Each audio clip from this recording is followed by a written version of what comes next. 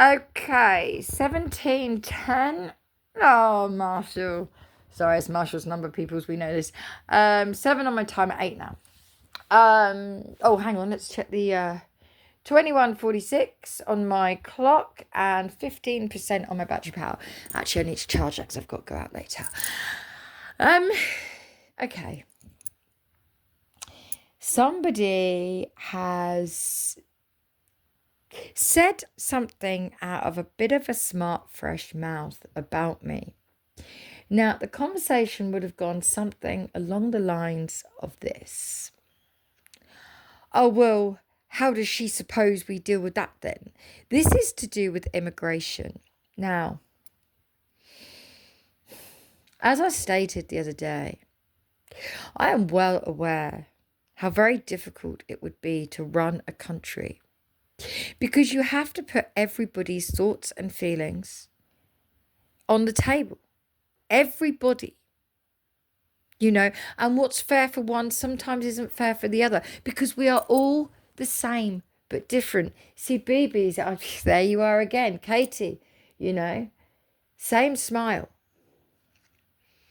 It wasn't Katie at all. It was, what was her name? Katie was the chef. There was a young lady and she had absolutely beautiful brown skin. I can't remember her name, but she used to travel, play schools and things like this. And she had this message and it stuck with me. It stuck with me. And it was, what do we all do the same but different? We smile. But then in my mind, I added it all in. Well, we smile the same but different. We cry the same but different. We love the same but different. All the emotions, we do the same but different.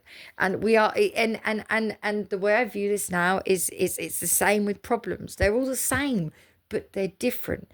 And you can't tailor a package to one specific person or family or group. You can't do that. You can't do that. And I'm no fool. I understand that. But what whoever you are is basically said is, wow, she thinks that the world should belong to everybody. Yes, I do. Because nobody came down and told any one of us, that's your bit, that's your bit, that's your bit. You can claim that bit. And by the way, you won't be allowed in that bit and you won't be. But if we're going to be, realists, and you all think I've got my head in the clouds so much. I mean, babes, I do. Because I play, right? I play. And I do. I play with my glitcher. I play all the time. I play in the swings. I play. Babes, it's bananas over here. It's absolutely bananas. But there is a side of me, that had I have been nurtured as a child, had I have gone through school properly, college, university, I may well be running this country. And I might not do it perfectly. But I might. You don't know. You don't know. Neither do I. But what I do know is someone is saying, well, how would she deal with immigration then? So I'm going to tell you. And it is not going back on anything I've said.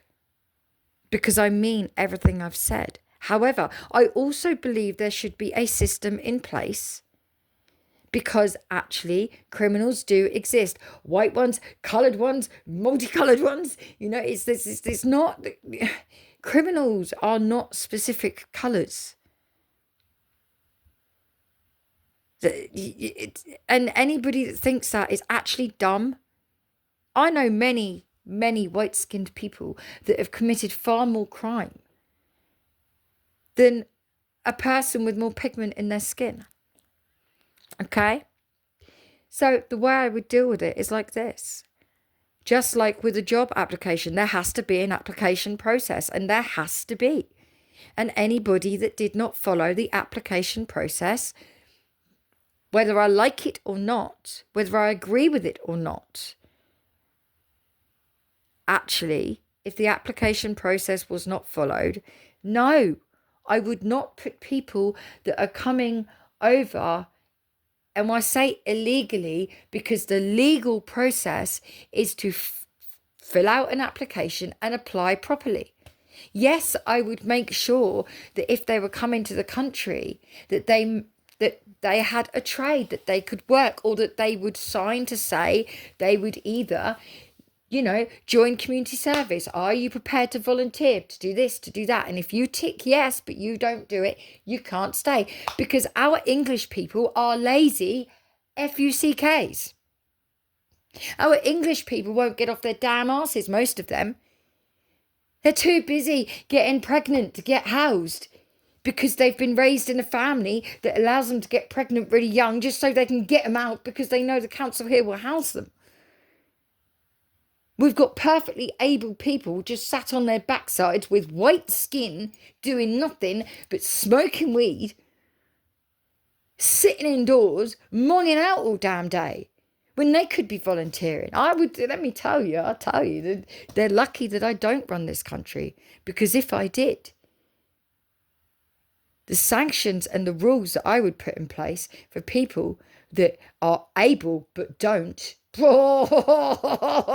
trust me, you think Keir Starmer's bad? You ain't seen nothing. You wouldn't like the way around this country. But I absolutely believe in an application process. Absolutely. I do not believe in giving people that have not followed the correct process more rights than the ones that do, or the ones that actually do live here already and that are taking part, because I would give anything for a job. I'd give my right and left arm and all my legs, all two of them. I'd give my damn head if I could live without it, actually, just to be able to go to work. And when I used to work in a rubbish place, in a recycle place, in a dirty, nasty TJ Waste, and I loved it because it was a job. I could boogie, I could make stuff clean, I could sort things out, the exact job that I needed to be in. And I loved it as a girl. Dead rats coming down the line, but I loved it because I was taking part in the damn world. 07, 05, 07, 06 and 07 on my timer then. It was joy to me. I had music, which I loved. I had a job to go to, and it was at night, which is what I need because I love it. I like it. But no, you all think I'm so naive, don't you? You're so wrong. And I'm not saying that people are not welcome. I'm saying, no, I would not house people that have come over without filling out an application and waiting. Now, if they're obviously, like I've told you, sometimes the rules have to change for certain things. If there was adequate proof, evidence that no, I need to be here right now because this is happening to me, and if I don't get into your country right now, this is going to happen to me, I would make maybe a provision. There would be a certain place, possibly. I haven't had time to think this through. I don't know.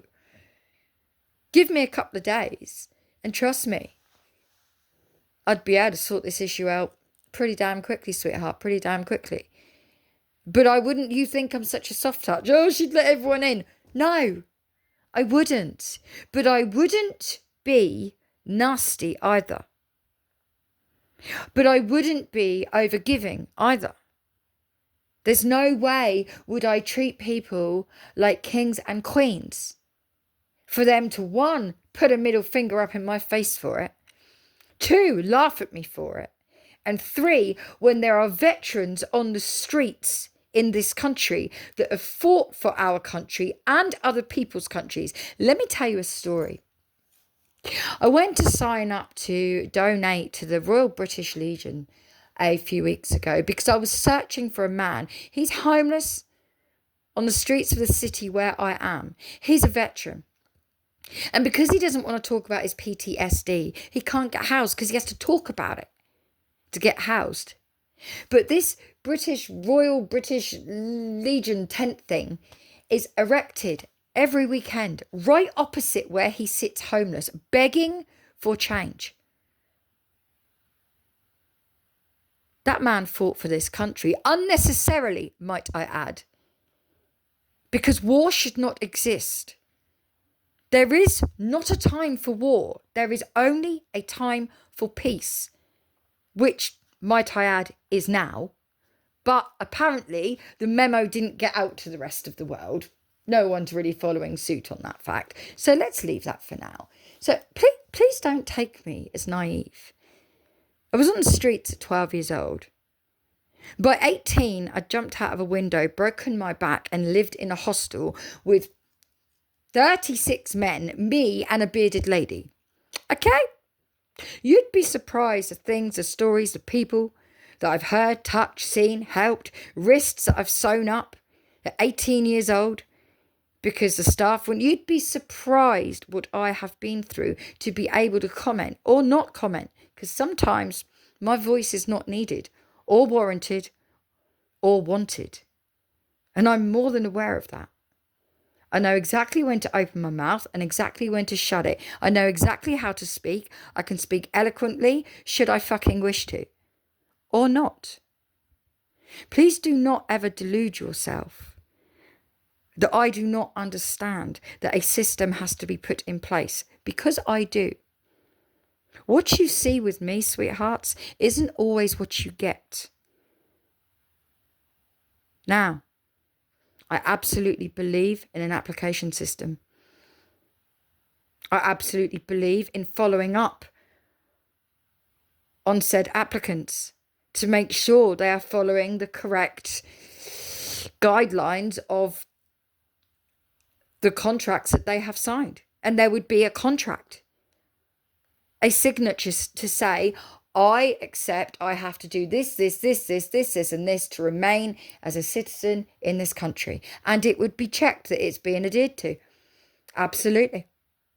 Absolutely. And people that did not follow the application process, sadly, unless there were severe mitigating circumstances, they would not be coming in to the country, because at the moment, that is the way the world stands. We can't just change it overnight. It doesn't work like that. It would be a gradual change over time, should that moment ever come, which by the looks of it, apparently, that's not going to happen. But please don't ever, whoever said that, please don't ever, ever ask that question again. Because now, sweetheart, now you've had your answer.